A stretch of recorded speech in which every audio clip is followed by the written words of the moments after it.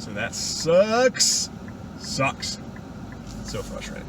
That'd have been a huge deal to get him. So yeah, I'm just honestly pissed and annoyed and frustrated and all of the above. Well, all right, vlog. It is 4:15 p.m. and I am leaving the house for the first time today because I woke up in the middle of the night last night. This is a Friday. Woke up in the middle of the night last night and had a temperature of around 101, kind of a little bit below, a little above, based on just multiple reads, and kind of achy. Had some chills. So now I'm heading to get a COVID test. So this is going to be interesting. I don't know what the deal is. It's maybe this is part of being a medical sales rep in this day and age. But it is what it is. Our concern is really just the kids at home. I've been, ever since I got up at like 3:30 a.m., I moved to the guest bedroom and haven't left there today other than to go to the bathroom. So the wife has been doing overtime, bringing me food, bringing me coffee, while taking care of both kids. So fun times. I think this will be, it'll be interesting. It'll be the nasal swab test, I believe. They say we'll get results in 3 to 7 days, and we'll find out, and we will go from there. So that's this is also a day in the life of a medical sales rep. Well, just got done with the COVID test. That was the nasal swab. It's relatively short-lived. They have to do both sides. It's a small swab, but they're hitting a nerve up there that just makes your eyes water. It's pretty uncomfortable but it's only like 3 or 4 seconds on each side. Woo! All right. That is, I would say, the excitement of today. Now I get to go back home and sit in a room by myself. But I've been uploading some videos that I've recorded for the sales program. So I'll have those posted to the program later this evening because I got nothing else to do, and it's actually a good time to be able to do it. So try to be productive and keep working on these online programs for you guys. So keep an eye out for that. And yeah, I don't know. Probably don't have anything else for you. You don't want to see me sitting in my room.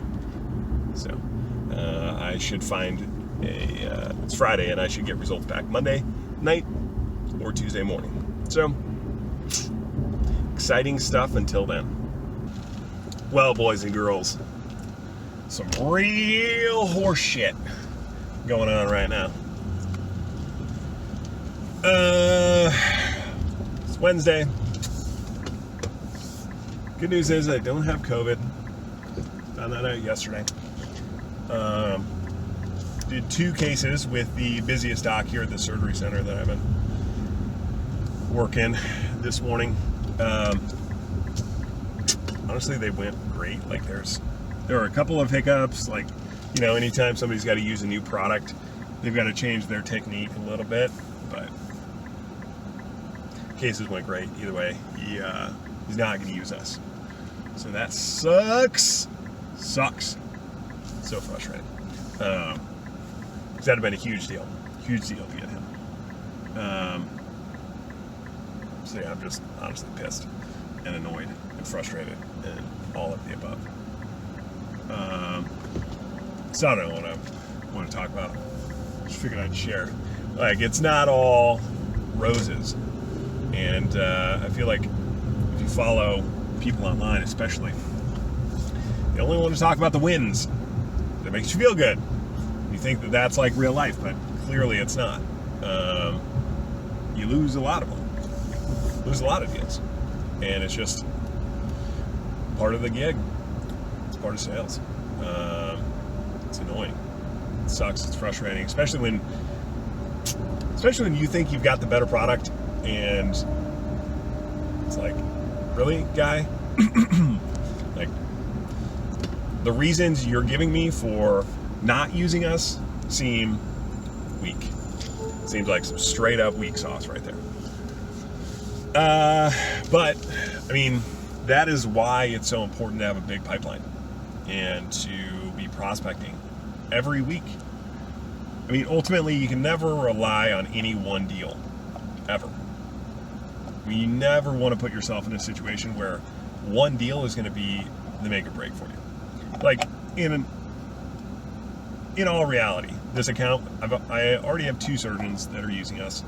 I've got one other doctor who was going to trial yesterday for the first time, but I didn't receive my COVID test results back yet, so I didn't know if I was positive or negative. So I wasn't able to trial with him yesterday, so we'll trial with him next week. But I could have 3 surgeons, if that goes well, at this account. I mean, regardless if I got 2 right now. So it's not the end of the world. This is still a good, solid little account, but it'd have been huge to have that busy doc. But that's why you just can never put it all in one basket. Like, you never want to be in a situation where everything hinges on one deal. So I've got that guy trialing next week.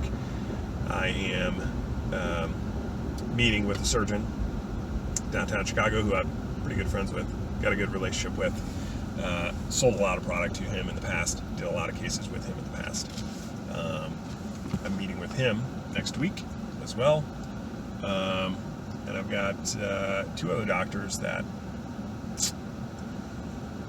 we're just looking for a lineup of cases to trial at their centers.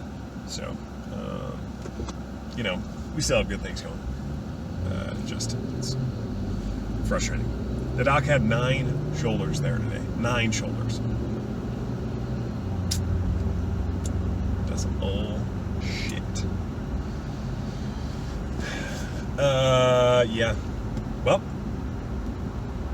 I am gonna go pick up coffee to make myself feel better.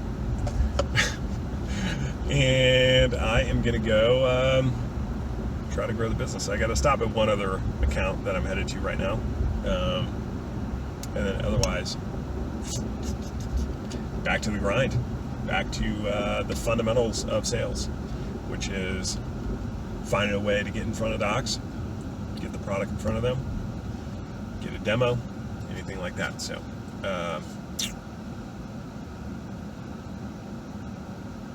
garbage. All right, so now that I finished off a coffee and I'm feeling better, I figured I would talk about kind of like the strategy and maybe what didn't work, just because maybe that's useful. I don't know. You never know the counterfactual, like what would have happened if I had done X. Like, you never know. And so I really don't, I try to not beat myself up on what could I have done differently, because ultimately you never know. So, like, that's not useful. But I do think about, like, okay, how would I handle this situation next time? And so the situation is this. So I go into the first case with the doc, and right at the beginning, he has to switch the cannula that he's using right at the start of the case. And so he's like, this is frustrating. I don't want to have to switch, but whatever. He's got to, just because our device is different. So he's got to switch the cannula that he's using. And outside of that, the entire rest of the case, the only questions he had were just about functionality and, switching modes and like how to use the device. And everything on my end, like, I've done a lot of these cases, like, it looked like the device was performing as it was supposed to, and it was performing well. And the doc never said anything to me. He never said, this is, I don't like this, or I don't like that, or I do like this, or I do like that. He wasn't really saying anything. And in the case, he had an anchor pull out while he was doing his rotator cuff repair, so that kind of threw everybody off as well. So I didn't really have a good chance to talk with him. Part of it, at least at the beginning, was me like, hey, if no news is good news. I'm not going to bring anything up. If he has issues, if there's things he doesn't like, he'll voice them to me. And if not, then I'll just assume that we're good. And I kind of did that. And then obviously, like mid-case, Anchor pulls out while he's doing the rotator cuff repair, so he's got to get a bigger one. And there's then the whole room kind of gets on edge. He gets frustrated. Everything ended up obviously fine, but there wasn't a good opportunity, especially after that case, to talk to him about using it, because whenever you're using a device, whenever you're trialing a device, you want to be in communication as much as you can with the surgeon, and especially like after the case is done, do like a download. How did I go? What did you think? What did you like? What didn't you like? Is there any adjustments we can make? Right? And that's what I do pretty much every time. But because he ended the case and he was frustrated and in a bad mood because of what happened, and he's already a surgeon that he intentionally is trying to avoid conversations with people. Like, he doesn't want to talk, and I'll get like 4 or 5 words out of him at most at a time. So anyway, we did the first case. He didn't say anything negative, and you can kind of, there's like the term that's used is assume the sale. That's like one of the things that, like, if you haven't heard it, you will hear it. Just like assume the sale. Just like open it up. Next case. If you're not getting the no from the doctor or the no from whatever customer it is, just show up and start using your device. Like, make them tell you no. And that's more or less what I did. So I was like, cool. I didn't, after the case, be like, so are you going to keep using our device? And so, he goes to the next room. We were coming back to the same room, running 2 rooms, shoulders in the same room. So we do a shoulder here, goes to the next room, did a knee, then come back for the next shoulder, the second one. And so between those, I saw him in the lounge, between cases. I said, hey, the room just wanted me to confirm, you good if we use our device again? He's like, yeah, I'll use it again. Right? So he said, I'll use it again. Cool. That's more or less me just assuming the sale. I'm just saying, like, I don't need to sell my product anymore. At this point, he's used it that was the 3rd time he'd used it. He understands the functionality. He gets it.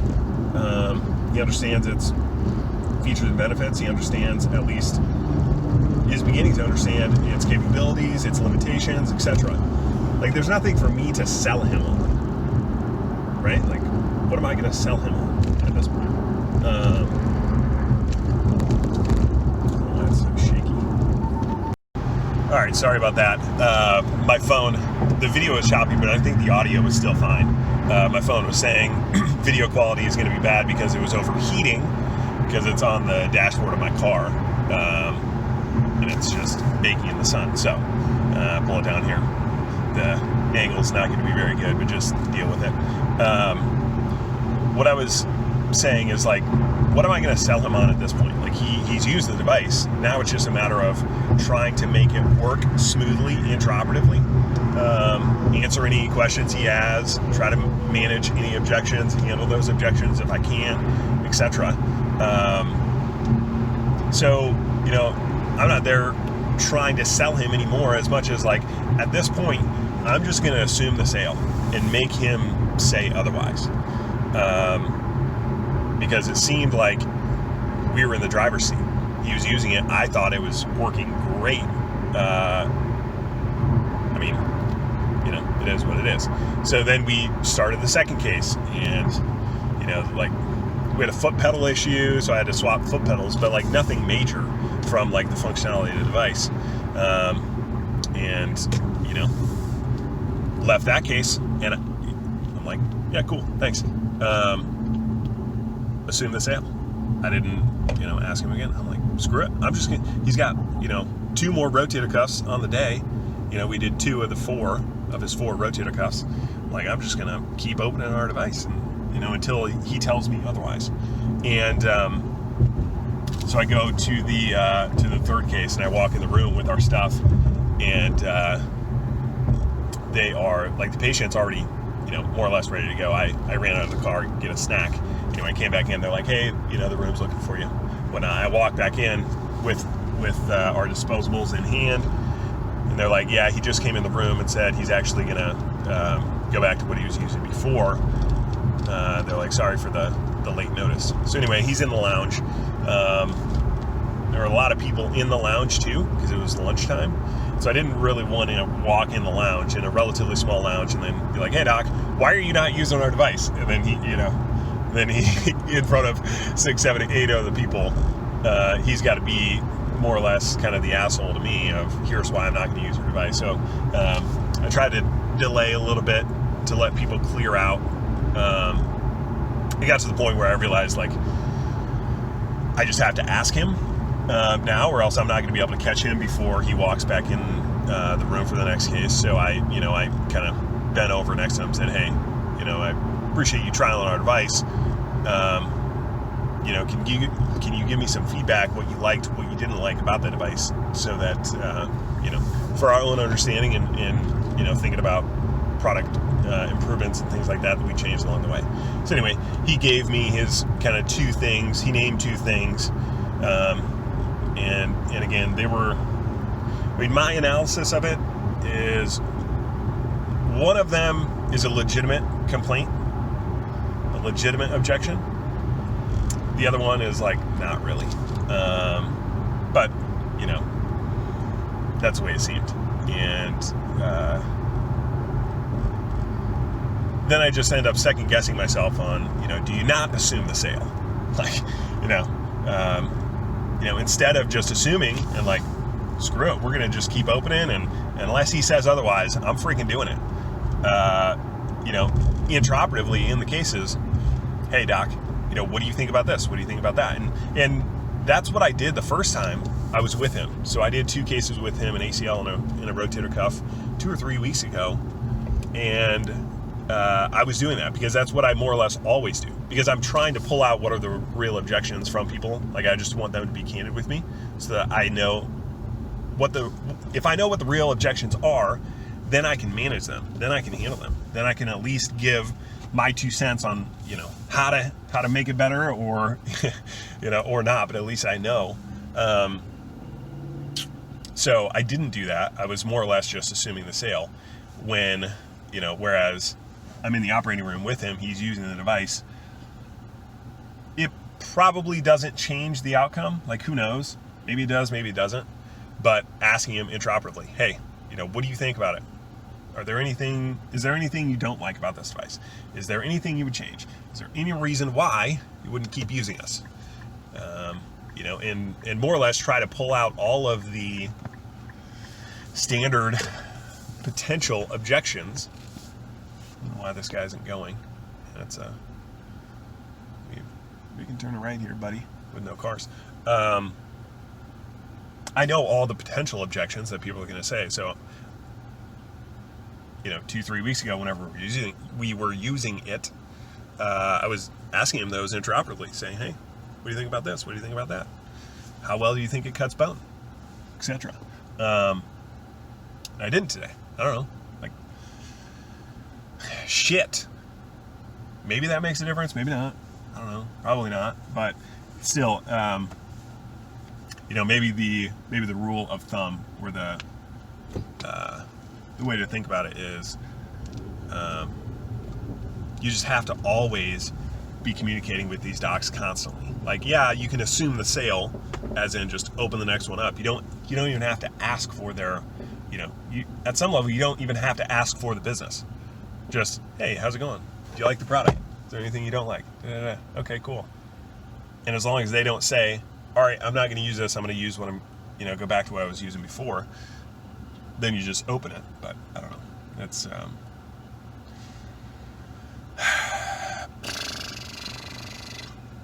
garbage, like I said before. But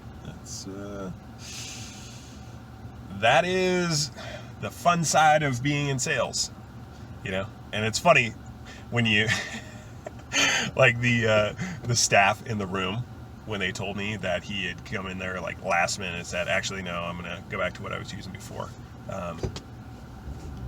How difficult it was for them to tell me that, because like they know that that's taking money out of my pocket. They know that, my job is to do that. And they feel bad for, saying it to me and being involved. And we thought he liked it, so I don't know. The biggest thing is this might also be a useful thing. This is a number of years ago. This is when I was an associate rep, probably maybe 2 years into the job, right out of college, 2 years in, somewhere around there. I had a kind of a performance meeting with a sales manager that I had back then. And one of the things, he gave me kind of like a worksheet beforehand for me to answer. And I just distinctly remember there was one question, which was, how well do you deal with failure? And it's like 1 through 10 or something like that. And being with baseball as a background, like, you fail all the time in baseball. You fail 7 out of 10 times as a hitter, and you're an all-star. And so I put a really high number that as in like, I deal with failure really well. And then I went into this, meeting with him, kind of performance assessment meeting, whatever those are called. I don't know. I don't know what the technical term is at this point. And he's like, I kind of have some concerns that, like, if you put, like, yeah, I deal with failure really well, like, I don't know if that's a positive. Like, how much do you want to win if you don't struggle with failure? And I think that's a fair point. And so I figured it might be useful to think about it here, or talk about it, bring it up. Saying like, I deal with failure really well. Like, at some level I was saying it because I thought that that's kind of what they would want to hear. But when you don't get the business, that shit sucks. And it's annoying, it's frustrating. You put in a lot of freaking time into trying to get the business, and sometimes it doesn't work out. The way to think about it is, though, again, pipeline. I'm not relying on that deal. Like, now, I wanted that one big, right? That'd have been my busiest stock, hands down, immediately, for using our product. But I've got other deals in the pipeline that I'm working. And I'd still have to work those deals anyway, even if I got his business. So I think the thing to think about, like, how to deal with failure and frustration and losing the business is, again, do a post-game analysis, more or less like what I'm doing with you right now, on here's probably what I would do differently in the future. And you can't take, like, that doc isn't using my product as like a personal no. Like, they're not saying no to you. It's not like, that's where I think a lot of people struggle in sales, is that they take it personally. They think, a no from a customer is a no to them, or whatever. Like, he's the idiot not using our, more or less how I think about it. And, it is what it is. Foot on the gas. I try to convince everybody, but sometimes it doesn't work out. Sometimes they don't want to. And their loss. So, on to the next one. All right, fools.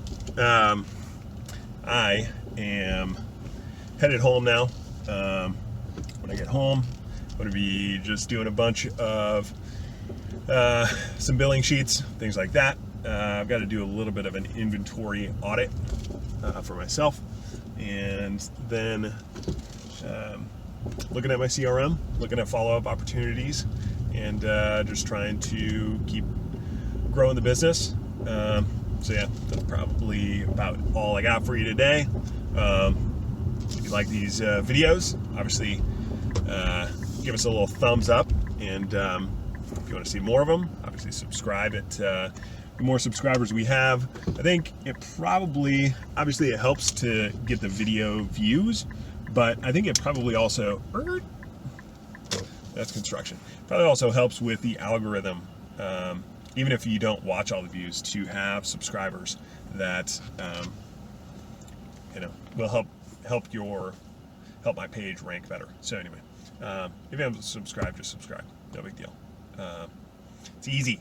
All right. See you guys.